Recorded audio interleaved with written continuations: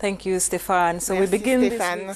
On commence cette revue de presse avec le Rwanda et le journal The New Times. La une concerne les excuses de l'Église catholique sur son rôle dans le génocide de 1994 qui a coûté la vie à plus d'1 million de personnes. D'après une résolution conjointe signée par 9 évêques représentant tous les diocèses du pays, le message devrait être lu dans toutes les églises hier dimanche comme message de fin d'année pour le jubilé de la miséricorde de Dieu.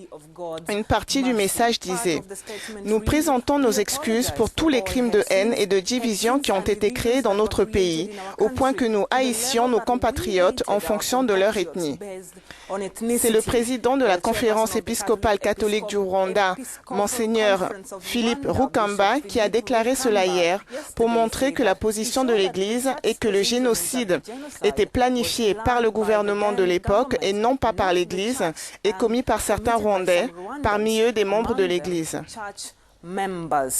On part maintenant au nord du Maroc, où le journal Aujourd'hui le Maroc a publié un article concernant un sondage réalisé par le réseau de défense des droits de l'homme du pays. D'après le président de l'association, Abdel Fattah Bajaj, depuis 2008, il y a eu plus de 20 000 cas enregistrés d'hommes maltraités par leurs femmes. En 2015, il y a eu plus de 3 000 cas rapportés.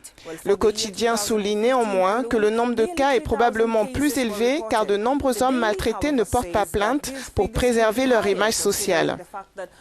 D'après le témoignage d'une victime, sa femme et sa belle-mère l'ont frappé à la tête avec un bâton et l'ont chassé de sa maison.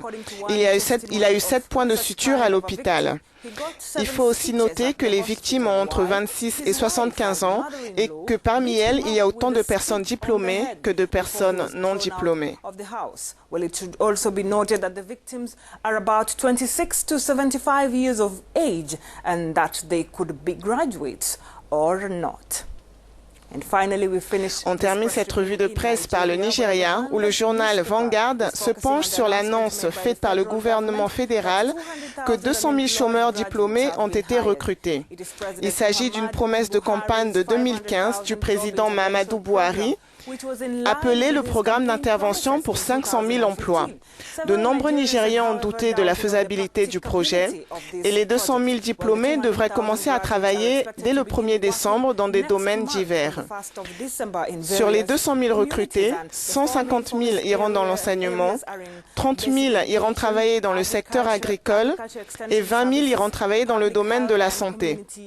L'annonce a quand même fait réagir l'Union des enseignants nigérians qui a mis en garde le gouvernement en disant que les nouveaux enseignants qui ont été recrutés doivent absolument être capables et être de vrais professionnels. The Nigerian Union of Teachers commended the government but warned that those engaged to teach in schools should be the right professionals. That's it from me. C'est tout pour moi.